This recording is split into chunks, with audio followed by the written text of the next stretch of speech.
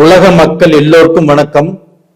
சிவம் ஜோதிடம் மூலியமாக நான் உங்கள் ஜி கோபால் பேசுகிறேன். இன்னைக்கு நான் பேசக்கூடிய தலைப்பு நவம்பர் மாத பலன்கள். இந்த நவம்பர் மாத பலன்களாகப்பட்டது சிம்ம ராசிக்காரங்களுக்கு எப்படி இருக்க போகிறது, இதை பற்றி தான் இந்த வீடியோவில் டீட்டெயிலாக பேச போகிறோம். அப்போ அதுக்கு முன்னாண்ட கிரக அடைவுகள் எப்படி இருக்குன்னு பார்த்துக்கலாம். இப்போ சிம்மத்திலேயே கேது பகவான், அது போக துலாமில் சுக்கிர பகவானும் சூரிய பகவானும், விருச்சகத்தில் புதன் பகவானும் செவ்வாய் பகவானும், கும்பத்தில் ராகு பகவான், மீனத்தில் சனி பகவான், கடகத்தில் குரு பகவான் உச்சபலம். இதுதான் இந்த மாத கிரக அடைவுகள். அப்ப இந்த மாத கிரக அடைவுகளாகப்பட்டது சிம்ம ராசிக்காரங்களாகிய எங்களுக்கு ஏதாவது ஒரு வழி பிறக்குமா, நாங்கள் வாழ்வதற்கு ஏதாவது ஒரு சந்தர்ப்பம், ஒரு நல்ல வழி கிடைக்குமா அப்படின்னு நீங்க எதிர்பார்த்துட்டு இருக்கிறீங்க. சிம்ம ராசிக்காரங்களே, கண்டிப்பாக உங்களுக்கு ஒரு நல்ல பாதை கிடைத்திருக்கிறது, அதை பயன்படுத்தி கொள்ளலாம். அதாவது சிம்ம ராசிக்காரங்களுக்கு உங்களுடைய ராசிக்கு 12ஆம் இடத்தில் குரு பகவான் உச்ச பலம் அடைஞ்சிருக்கிறாங்க. அப்போ உங்க ராசிக்கு 12ஆம் இடம் அப்படிங்கிறது என்னன்னா அயன சயன போக ஸ்தானம். அப்போ ஒரு மனிதன் வாழ்க்கையில சந்தோஷமா இருக்கணும், நிம்மதியா இருக்கணும், இல்லற வாழ்க்கையில் நல்லா இருக்கணும், தாம்பத்தியம் நல்லா இருக்கணும் அப்படின்னா அந்த அயன சயன போகஸ்தானம் நல்லா இருக்கணும். அப்போ உங்க வாழ்க்கையில இப்ப எவ்வளவு பிரச்சனையில நீங்க இருக்கிறீங்க அப்படிங்கிறது எங்களுக்கெல்லாம் தெரியும். மனசு கெட்டு, குடும்பம் கெட்டு, உங்களுடைய தகுதி தரமாகப்பட்டது பல ரூபத்திலையும் பாதிச்சிருமா அப்படிங்கிற குழப்பங்கள், இந்த மாதிரி சூழ்நிலையில இருக்கிறீங்க. அப்ப இந்த மாதிரி சூழ்நிலையில அந்த 12ஆம் இடமாகப்பட்டது குரு பகவான் உச்ச பலத்தோடு இருக்கிறதுனால கண்டிப்பாக குடும்ப வாழ்க்கை நல்லா இருக்கும், குடும்பத்துல சந்தோஷங்கள் கிடைக்கும், மன நிறைவு கிடைக்கும். நீங்க எங்கேயோ வெளியில போயிட்டு வர்றீங்க, ஒரு தொழில் விஷயமா ஒருத்தர் போய் பார்க்கணும், இல்லை ஒரு டீம் லீடராக இருக்கிறீங்க போயிட்டு வரீங்க, இல்லை ஒரு கட்சி தலைவராக இருக்கிறீங்க, எத்தனையோ மனசுல உபாதைகள் இருக்கும். அந்த உபாதைகள் தீரணும் அப்படின்னா வீட்டுக்கு வந்தா அந்த மனைவி மக்களோடு சந்தோஷமாக இருக்கணும். அந்த வாய்ப்பு உங்களுக்கு இந்த பீரியட்ல கிடைச்சிருக்குது. அது போக சிம்ம ராசியில பிறந்தவங்க வெளிநாட்டில் இருக்கிறீங்க வச்சுக்கோங்களேன். அப்ப அந்த வெளிநாட்டில் கண்டிப்பாக நீங்க கஷ்டம், வேதனை, நஷ்டம், தொழில் பிரச்சனை அத்தனையுமே பாதிக்கப்பட்டு மனசு உடைஞ்சிருக்கிறீங்க. ஆனா இந்த பீரியட்ல அந்த குரு பகவானுடைய அனுகிரகத்தினால இந்த வெளிநாட்டு பயணம், வெளிநாட்டில் இருக்கிறவங்க கண்டிப்பாக உங்களுக்கு ஒரு நல்ல மாற்றம் கண்டிப்பாக கிடைக்கும், இது உறுதி. நீங்களும் மனசார இதை நம்பலாம். அது போக அதே குரு பகவான் ஆகப்பட்டது விருச்சக ராசியை 5ஆம் பார்வையாக பார்க்குறாங்க, செவ்வாயுடைய வீட்டை. அங்கேயே செவ்வாயும் இருக்கிறாங்க. அப்ப அந்த குரு பார்க்கும்போது, செவ்வாயை பார்க்கும்போது குரு மங்கள யோகங்கிறது நடக்குது.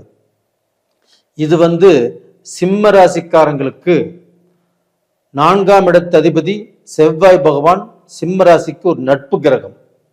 அப்ப அந்த நட்பு கிரகத்தால அந்த குரு பார்க்கறதுனால இதனால நம்மளுக்கு நல்லது நடக்குமா அப்படின்னா கண்டிப்பா நல்லது நடக்கும். அப்ப அந்த 4ஆம் இடம், அது 4ஆம் இடம் அப்படிங்கும்போது தாயுடைய ஸ்தானம் நல்லா இருக்கும். அவங்களுக்கு உடல் பிணிப்பீடைகள் இருந்தால் கண்டிப்பாக தீரும். உங்களுக்குள்ள மனஸ்தாபங்கள் இருந்தாலும் அதுவுமே தீரும். அது போக ஒரு வண்டி வாகனமோ இல்லை ஒரு தொழில் சம்பந்தப்பட்ட வண்டிகள் வாகனங்கள் கனரக வாகனங்கள் வாங்குவதற்கு வாய்ப்போ, இல்லை ஒரு சொத்து வாங்குவதற்கு, ஒரு பூமி வாங்குவதற்கு, இல்லை ஒரு காடு தோட்டம் வாங்குவதற்கு இந்த பீரியடு நல்லா இருக்குது. தாராளமாக நீங்கள் வாங்கலாம். கடன்பட்டு வாங்கினாலும் கடனை கட்டிடுவீங்க, அந்த சொத்து மிச்சமாயிரும், இது உறுதி. ரெண்டாவது பார்த்தீங்கன்னா, இப்போ நம்மளுக்கு அஷ்டம சனி நடக்குதே. அப்போ இந்த காலகட்டத்தில் நான் என்ன பண்ணுவேன் அப்படின்னா, கண்டிப்பாக அஷ்டம சனியுடைய பிரச்சனை இருக்கும். இந்த பீரியடில் உங்களுக்கு பாதியாக குறைவதற்கு வாய்ப்பு இருக்கிறது. அதே சமயத்தில் இந்த பீரியடில் நீங்கள் ட்ராவல் பண்ணும்போதோ, வண்டி ஓட்டும் போதோ, கார் ஓட்டும் போதோ கொஞ்சம் நிதானமாக போயிட்டு வர்றது உங்களுக்கு ரொம்ப நல்லது. நீங்கள் வண்டியை ஓட்டாதீங்க, வேறு யார் கையிலே கொடுத்து ஓட்ட சொல்லுங்கள். அப்படி நீங்களே ஓட்ட வேண்டிய சூழ்நிலை வந்துச்சுனாலும் கொஞ்சம் நிதானமாக ஓட்டுறது நல்ல விஷயம்.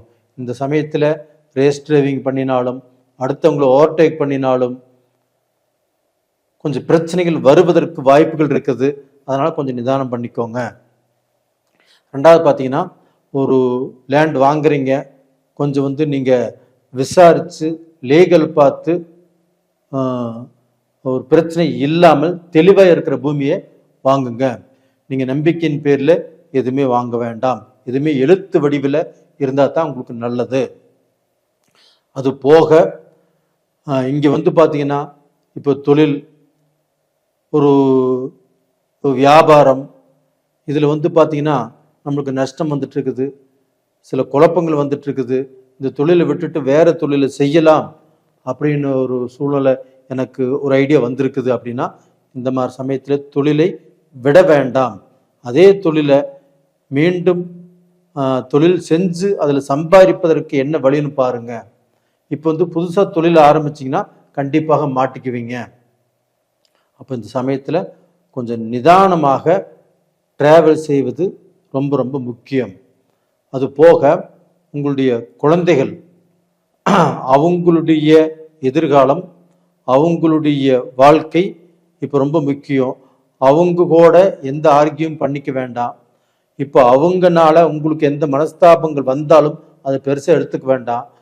அப்போ சிம்ம ராசியில் பிறந்தவங்களுடைய மக்களும் பேரண்ட்ஸ் கிட்ட